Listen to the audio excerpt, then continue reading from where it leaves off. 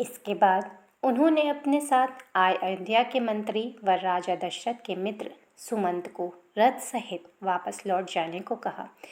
वनवास का अर्थ ही होता है सभी राजसी वस्तुओं का त्याग कर एक वनवासी की भांति अपना जीवन व्यतीत करना। उस समय केवल अस्त्र शस्त्रों को ही अपने साथ रखा जा सकता था ताकि स्वयं की रक्षा की जा सके। इसके बाद भगवान श्री राम केवट की सहायता से यमुना नदी को पार कर आगे बढ़ गए। भगवान श्री राम को नदी के उस पार जिस केवट ने पहुंचाया था वह जानता था कि वे नारायण के अवतार हैं, इसीलिए उसने श्री राम के सामने अहिल्या का प्रसंग दोहराया और कहा कि कहीं उनके पांव पड़ते ही उनकी नाव भी एक स्त्री में न बदल जाए तो उनकी आय का साधन चला जाएगा। इसलिए उसने श्री राम को अपनी नाव में बैठाने से पहले उनके पांव धोने की शर्त रखी। श्री राम उनके भक्ति भाव को समझ गए व उसे यह आज्ञा दे दी। तब केवट ने पूरे भक्ति भाव से श्री राम की चरण वंदना की व फिर उन्हें अपनी नाव में बिठाकर नदी पार करवा दी। यमुना पार करके श्री राम माता सीता व लक्ष्मण के साथ चित्रकूट के वनों में अपनी कुटिया बनाकर रहने लगे। कुछ दिन ही हुए होंगे कि उन्होंने देखा भरत समेत अयोध्या का पूरा राज परिवार, राजगुरु, अयोध्या की प्रजा व सैनिक वहां आ गए। भरत के द्वारा उन्हें अपने पिता की मृत्यु का समाचार मिला। यह सुनकर श्री राम व लक्ष्मण दोनों अधीर हो गए। वह अपने पिता को जलांजलि दी। इसके बाद भरत ने श्री राम को ही अयोध्या का राजा माना व पुनः अयोध्या चलने की विनती की। कैकेयी ने भी अपने दिए वचन वापस लेकर श्री राम को वापस चलने को कहा, लेकिन श्री राम ने चलने से मना कर दिया। उन्होंने कहा कि केवल वचन देने वाला ही अपने वचन वापस ले सकता है। श्री राम को वन में जाने की आज्ञा महाराज दशरथ ने दी थी, इसलिए केवल वही यह वचन उनसे वापस ले सकते हैं। अतः वे अब जीवित नहीं हैं, तो श्री राम 14 वर्ष का वनवास समाप्त करने के पश्चात ही वापस आ सकते हैं। इस प्रसंग से श्री राम ने यह शिक्षा दी कि उन्होंने अपने पिता की मृत्यु के पश्चात भी उनके वचन को झूठा नहीं होने दिया तथा पूरी श्रद्धा के साथ उनका पालन किया। किंतु भरत स्वयं को अयोध्या का राजा मानने को तैयार नहीं थे, क्योंकि उनके पिता के वचन के अनुसार यह राज्य भरत को मिल चुका था तथा अब भरत अपनी इच्छा से यह राज्य श्री राम को लौटा देना चाहते थे। इसलिए श्री राम ने इसे स्वीकार कर लिया। तब श्री राम ने अपने 14 वर्ष के वनवास के अंतराल में भरत को अयोध्या का राजकाज संभालने का आदेश दिया। अपने भाई श्री राम की आज्ञा पाकर श्री राम की खड़ाऊ अपने सिर पर रखकर अयोध्या चले गए और राज सिंहासन पर उनकी खड़ाऊ रख दी। इसके साथ ही श्री राम की भांति अयोध्या के पास नंदीग्राम के वनों में रहने लगे तथा वहां से ही राजकाज के कार्य संभालने लगे। भरत के जाने के कुछ दिनों के पश्चात श्री राम ने वहां का स्थल छोड़कर आगे दंडकारण्य के वनों में जाने का निर्णय लिया, क्योंकि अयोध्या की प्रजा को श्री राम का पता चल चुका था।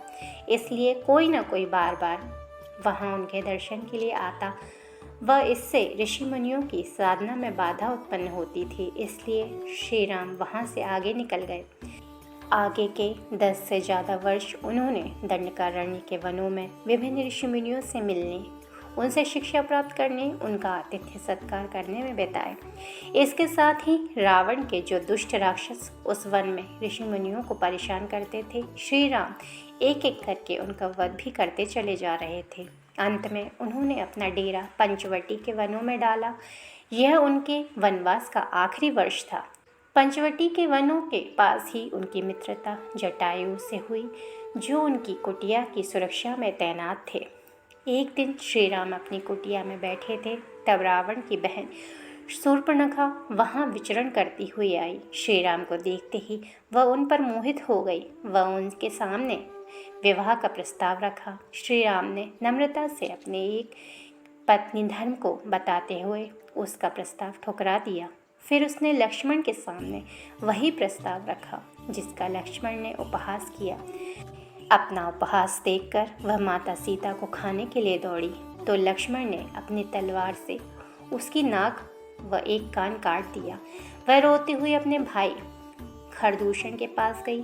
खरदूषण रावण के भाई थे, जिनकी छावनी उसी राज्य में थी। तब खरदूषण अपने 14,000 सैनिकों के साथ श्री राम से युद्ध करने पहुंचे तो श्री राम ने एक ही बाण में सभी को परास्त कर दिया व खरदूषण का भी वध कर दिया। फिर एक दिन माता सीता को अपनी कुटिया के पास एक स्वर्ण मृग घूमते हुए दिखाई दिया तो माता सीता ने उसे अपने लिए लाने का आग्रह किया। यह सुनकर भगवान राम उस मृग को लेने निकल पड़े, लेकिन यह रावण की एक चाल थी। वह मृग न होकर रावण का मायावी मामा मारीच था। वह मृग श्री राम को कुटिया से बहुत दूर ले गया तथा श्री राम को उसके मायावी होने का एहसास हुआ तो उन्होंने उस पर तीर चला दिया। तीर के लगते ही वह मृग राम की आवाज़ में लक्ष्मण लक्ष्मण चिल्लाने लगा। यह देखकर माता सीता ने लक्ष्मण को श्री राम की सहायता करने के लिए भेजा। लक्ष्मण माता सीता की रक्षा के लिए वहां लक्ष्मण रेखा खींचकर चले गए। लक्ष्मण के जाते ही पीछे से रावण ने माता सीता का अपहरण कर लिया। वह अपने पुष्पक विमान में बिठाकर लंका ले गया। जब श्री राम व लक्ष्मण वापस आए तो माता सीता को वहां न पाकर व्याकुल हो उठे। दोनों भाई चारों दिशाओं में सीता को खोजने लगे। आगे चलकर उन्हें मरणासन स्थिति में जटायु दिखाई पड़े। जटायु ने उन्हें बताया कि लंका का राजा रावण माता सीता का अपहरण करके दक्षिण दिशा में ले गया है। यह सुनकर जटायु ने प्राण त्याग दिए। इसके बाद उनकी अंतिम संस्कार का उत्तरदायित्व श्री राम ने स्वयं उठाया तथा एक पुत्र की भांति सभी कर्तव्य निभाए। इसके बाद श्री राम सीता को ढूंढते हुए शबरी की कुटिया तक पहुँचे। उस स्थल पर कई धनवान व सिद्धि प्राप्त लोगों की कुटिया भी थी, लेकिन श्री राम भक्त शबरी की कुटिया में ही गए। शबरी कई वर्षों से श्री राम की प्रतीक्षा कर रही थी। वह प्रतिदिन उनके लिए अपनी कुटिया को पुष्पों से सजाती थी। वह श्री राम के भोजन के लिए प्रतिदिन बेर तोड़ती थी और उन्हें चख कर देखती थी कि कहीं बेर खट्टे तो नहीं हैं। जब श्री राम शबरी की कुटिया में पहुँचे तो उसने उनका आतिथ्य सत्कार किया। इसके बाद उसने अपने जूठे बेर श्री राम को खाने को दिए तो लक्ष्मण को घृणा हुई, लेकिन श्री राम ने हंसते हंसते वो बेर खा लिए। इससे श्री राम ने यह शिक्षा दी, भगवान को यदि सच्चे मन से अनजाने में झूठा भोग भी लगा दिया जाए तो भगवान उससे ग्रहण कर लेते हैं। शबरी से सुग्रीव का पता पाकर वे ऋष्यमुख पर्वत पहुँचे, जहाँ उनकी भेंट हनुमान जी से हुई। हनुमान जी के द्वारा उनकी भेंट सुग्रीव व उनके मंत्री जामवंत से हुई, जो अपने बड़े भाई बाली के द्वारा किष्किंधा राज्य से निष्कासित थे। श्री राम ने सुग्रीव से मित्रता की व दोनों ने एक दूसरे को वचन दिया कि श्री राम सुग्रीव को उनका खोया हुआ राज्य दिलवाएंगे। तो सुग्रीव ने माता सीता को खोजने से में सहायता करने का वचन दिया।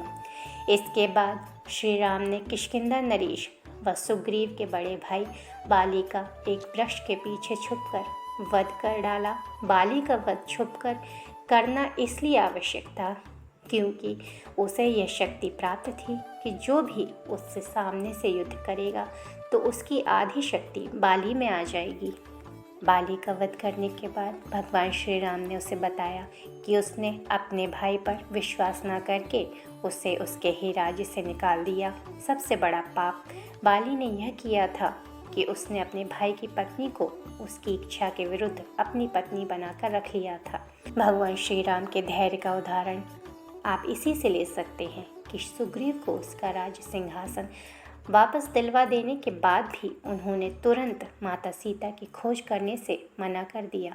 उस समय वर्षा ऋतु की शुरुआत हो चुकी थी, इसलिए ऐसे समय में माता सीता को खोजना असंभव था। इसलिए उन्होंने सुग्रीव को 4 मास के पश्चात माता सीता को खोजने के लिए कहा। तब तक सुग्रीव को अपना राज्य व्यवस्थित करने का आदेश दिया। 4 मास के पश्चात वानर सेना को चारों दिशाओं में माता सीता की खोज के लिए भेजा गया। कुछ दिनों के पश्चात दक्षिण दिशा में गए वानर दल में से हनुमान जी ने आकर माता सीता का पता बताया। माता सीता को रावण ने अपनी ही नगरी लंका में अशोक वाटिका में रखा था। यह सुनते ही श्री राम ने वानर सेना को लंका पर चढ़ाई करने का आदेश दे दिया। संपूर्ण वानर सेना श्री राम के नेतृत्व में समुद्र तट तक पहुंच तो गई, लेकिन उसे पार कैसे किया जा सके यह मुश्किल आ खड़ी हुई थी। इसके लिए श्री राम ने समुद्र देव से प्रार्थना की, लेकिन उनके न मानने पर उन्होंने ब्रह्मास्त्र का अनुसंधान कर लिया। तब समुद्र देव प्रकट होकर उनकी सेना में से नल नील नामक 2 वानरों को मिले श्राप की सहायता से समुद्र में सेतु बनाने को कहा। नल नील को श्राप था कि उनके द्वारा समुद्र में फेंकी गई कोई भी वस्तु डूबेगी नहीं। तब केवल 5 दिनों में श्री राम की सेना ने समुद्र पर 100 योजन लंबे सेतु का निर्माण कर दिया था, जो भारत के दक्षिणी छोर को लंका से जोड़ता था। जब समुद्र पर सेतु निर्माण का कार्य चल रहा था, तब आकाश मार्ग से रावण का छोटा भाई विभीषण श्री राम की शरण में आया। उसने श्री राम को बताया कि वो विष्णु भक्त है तथा उनके द्वारा माता सीता को लौटाए जाने की बात का सुनकर रावण ने उन्हें नगरी से निष्कासित कर दिया है, इसलिए वे श्री राम की शरण में आए हैं। श्री राम ने शत्रु के भाई होते हुए भी अपनी शरण में आए प्राणी की रक्षा की। साथ ही हनुमान ने भी उन्हें बता दिया था कि जब वे माता सीता का पता लगाने लंका गए थे, तब उन्हें वहां यही एक सज्जन पुरुष मिले थे। इससे श्री राम ने यह संदेश दिया कि आपकी शरण में यदि शत्रु भी आए तो उसकी सहायता करनी चाहिए। हालांकि रावण एक पापी था जो माता सीता का हरण करके ले गया था, लेकिन फिर भी श्री राम युद्ध शुरू होने से पहले रावण को एक शांति संदेश भेजना चाहते थे। उनका मत था कि यदि 2 व्यक्तियों की निजी शत्रुता को आपस में सुलझाया जा सके तो युद्ध में असंख्य प्राणियों के संहार को रोका जा सकता है। इसके लिए भगवान श्री राम ने बाली के पुत्र व सुग्रीव के भतीजे अंगद को शांति दूत बनाकर रावण की सभा में भेजा, लेकिन रावण ने अपने अहंकार में श्री राम का शांति संदेश ठुकरा दिया। इसके बाद श्री राम व रावण की सेना के बीच भीषण युद्ध शुरू हो गया। इस युद्ध में रावण के सभी भाई बंधु मित्र योद्धा मारे गए। अंत में रावण की भी मृत्यु हो गई। साथ ही श्री राम की सेना पर भी कई बार विपत्ति आई। जिस दिन श्री राम के हाथों रावण का वध हुआ था, उसे हम दशहरा के नाम से मनाते हैं। जब रावण का वध हो गया तो मंदोदरी सहित उनकी सभी पत्नियां वहां आकर विलाप करने लगीं। रावण के अहंकार स्वरूप उसके कुल में सभी का वध हो चुका था। तब केवल रावण के नाना माल्यवान बचे थे। इसके अलावा केवल विभीषण थे जो श्री राम के पक्ष में थे। रावण वध के पश्चात लंका के राज परिवार से एकमात्र जीवित पुरुष माल्यवान जी आए व श्री राम के चरणों में लंका के राजा का मुकुट रखकर उनके अधीनता स्वीकार कर ली। तब श्री राम ने सभी लंकावासियों के सामने घोषणा की कि उनका लक्ष्य कदापि लंका पर आधिपत्य जमाना या उसे अयोध्या के अधीन करना नहीं था। उनका लक्ष्य केवल पापी रावण का अंत करना व अपनी पत्नी सीता को सम्मान सहित वापस पाना था। यह कहकर उन्होंने विभीषण को लंका का अगला राजा घोषित कर दिया तथा लंका पुनः लंकावासियों को ही लौटा दी। विभीषण को लंका का राजा घोषित करने के पश्चात उन्होंने माता सीता को मुक्त करने का आदेश दिया। इसके बाद उन्होंने लक्ष्मण को अग्नि का प्रबंध करने को कहा ताकि अग्नि परीक्षा देकर माता सीता वापस आ सके। यह सुनकर लक्ष्मण क्रोधित हो गए तो श्री राम ने उन्हें बताया कि जिस सीता को रावण उठाकर ले गया था वह असली सीता नहीं बल्कि उनकी परछाई मात्र थी। असली सीता को उन्होंने हरण से पहले अग्निदेव को सौंप दिया था, क्योंकि रावण इतना भी शक्तिशाली नहीं था कि माता लक्ष्मी के स्वरूप माँ सीता का हरण कर सके। इसके बाद अग्नि का प्रबंध किया गया व उसमें भगवान श्री राम को अपनी पत्नी सीता पुनः प्राप्त हुई। इसके बाद भगवान श्री राम पुष्पक विमान से अयोध्या वापस लौट आए। उस दिन कार्तिक मास की अमावस्या थी, जो कि वर्ष की सबसे काली रात होती है। लेकिन अयोध्या वासियों ने अपने राजा श्री राम के वापस आने की खुशी में पूरी नगरी को दीपों से रोशन कर दिया था। दूर से ही देखने पर अयोध्या जगमगा रही थी। असंख्य दीप के बीच श्री राम की अयोध्या में आगमन हुआ। आज इस दिन को हम सभी दीपावली त्योहार के नाम से मनाते हैं। इसके बाद विधिवत रूप से श्री राम का राज्याभिषेक हुआ। राजा बनते ही श्री राम ने अपनी प्रजा की भलाई के लिए कार्य करना शुरू कर दिया। उनके राज्य में किसी को भी श्री राम से मिलने का अधिकार था तथा सभी अपने राजा का आदर करते थे।